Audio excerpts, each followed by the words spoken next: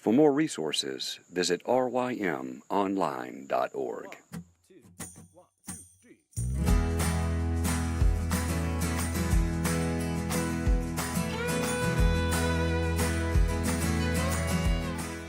The Local Youth Worker is a daily podcast that's centered on 5 questions each week. Ranging from the practical to the professional, we're looking for answers to the questions you're asking. Whether you're in full-time, part-time, or even volunteer youth ministry, this podcast is for you.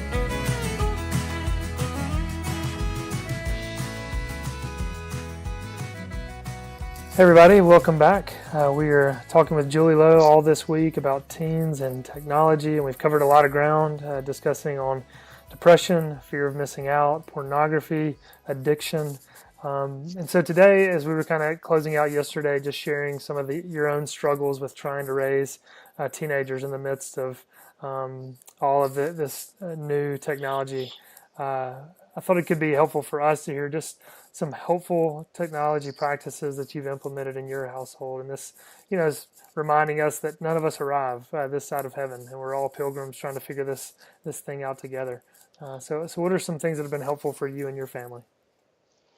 Sure. Well, let me start with, so we've got 5 teenagers in a house, so we are forced to live this out on a day-to-day basis. And I really think you shouldn't be formulaic in the way you do this, because wisdom says I need to know my children and where they struggle, which means then I'll set up guidelines or boundaries based on the need, based on what are their temptations and where are they likely to spend their time and how does technology enter into that.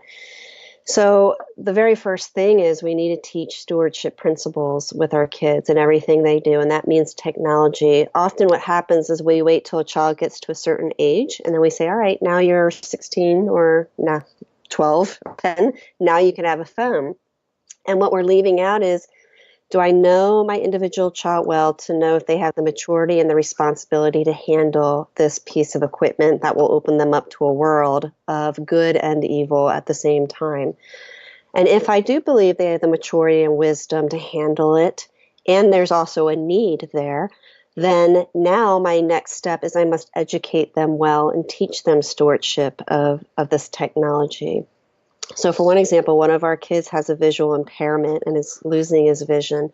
His world is technology. We would be unloving to not put technology across his path, and he's had it since he got diagnosed. So by necessity, here's somebody that needs the technology, and we have to balance how to educate him well, how to make sure he's using it maturely and wisely, but it's his lifeline. Then we have other kids in our house where their maturity meant we could trust them, and they were playing sports or needed it in certain avenues. So maturity and wisdom said, can they handle it? Yes. We had other kids where maturity and wisdom said, no, you probably can't handle this till you're 45. So as parents, we often say, we don't pick an age and say you get it at a particular age. We're looking for you to demonstrate maturity and self-discipline and good character in your life. And then we'll talk about whether you can have a cell phone is really what I'm thinking as I talk about all this, a cell phone, an iPad. But with those things come, again, we better teach our children how to use them and educate them on the dangers and what information you should give out or not give out. I find parents would be appalled if I wanted to give my 12-year-old the car keys to my car and say, have at it. Yet they'll give him a piece of technology that can do far more damage in their life than giving him car keys. Why? Because we understand no 12-year-old deserves to have a car. They don't have the maturity, the wisdom of it. And if you are going to give it to them, you certainly better educate them and teach them the rules of the road. Yet we are regularly handing over technology to our kids. We're probably more afraid of our children having pocket knives than we are having cell phones. So what does that tell you about how we're desensitized to what should be appropriate for our children? So that said, I think you can't be formulaic, because it means as a parent, I need to know my own children and the benefit to it. And the younger kids have, the more time they have to grow and feeling, for lack of a better word, addicted to it as well. So we're expecting children who are still forming developmentally to have the maturity to handle something that's hard for most of us as adults to handle it. Yeah, and that's some good perspective there, just to to equate it with, handing them a pocket knife or the keys to the car. Sometimes it seems that many parents just think, oh, it's just a harmless piece of technology, and they wouldn't necessarily label it harmless. But when you kind of equate it with a pocket knife and a car, I mean that's a sobering reality to think about, and absolutely, just a helpful perspective for parents to have. So that said, not picking an age, but really being wise about knowing your children. But then I think there are really good practices to get in the habit of, like not having electronics in the bedroom, period. And that's probably hit hard at everybody I've just said that to, because it's so commonplace to allow them to have their cell phones in their room to do homework, or to allow them to use them as alarm clocks, or to have the laptop, or to have an Xbox in their room. You're setting your kids up to fail when you do that. So a lot of families, there's freedom. Again, I try to think the rules and the things we establish for our home. I'm not saying everybody should do the same thing. It's our personal conviction. So one for us is no electronics on school nights. And again, there's exceptions. We have a son who's always on his electronics to do his schoolwork, but no electronics on school night. And the reason we say that personally as a family is our children do go to school. They're not home with us. We work full time.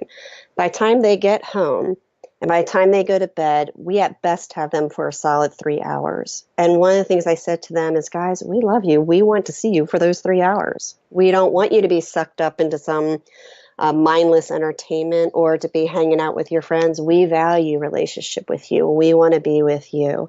Now, that would be utterly pointless if then we sat in front of the TV for the 3 hours together, or we were too busy shuffling them off to do something while we did our own thing.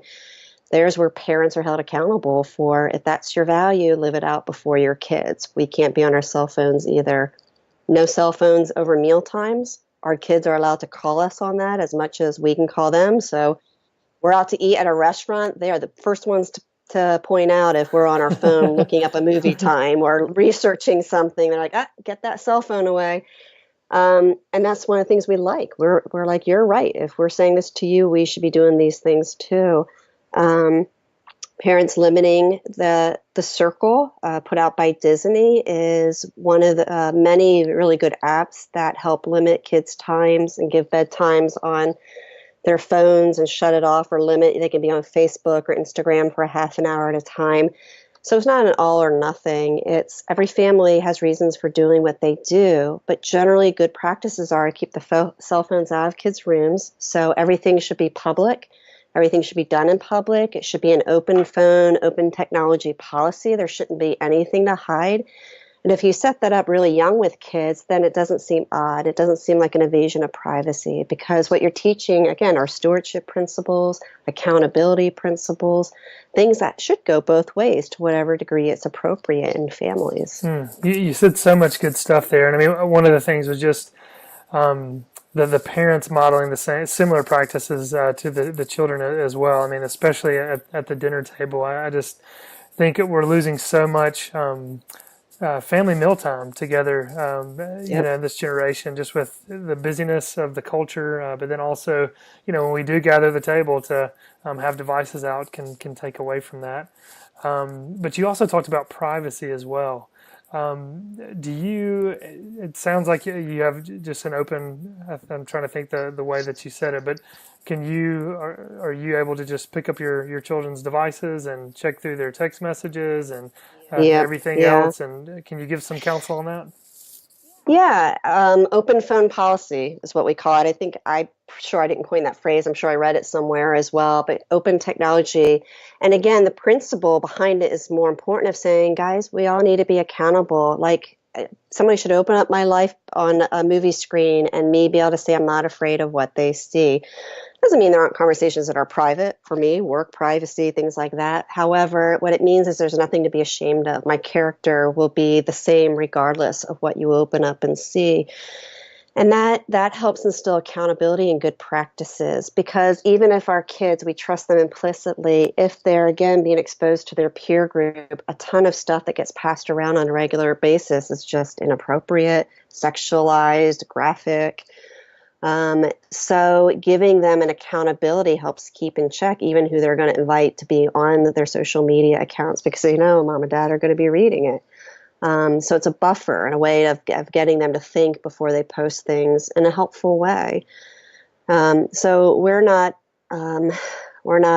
on their phones regularly, but they know at any point we can pick them up and check them. Some families will keep cell phones in their parents' bedroom at night. I think that's a good practice, that they're plugged in. The kids can't sneak down in the middle of the night and get them. I'm not that suspicious of my kids until they prove me to be. So I think they could be down in a generalized area. But say you have 3 kids in your home and 2 are really trustworthy and the other one's not. Do you keep social media out where they can reach it at night? Do you put it away where it's not going to be a temptation for them to think about in the middle of the night? And again, if you have sites and things like Circle, or there's some other good websites where you know it shuts off immediately, then it's not me trying to control where all the technology is in the house, but I know it'll be shut off and safe regardless of where it is. So that's where there's just, I think, room for families to do it differently, knowing what the needs are.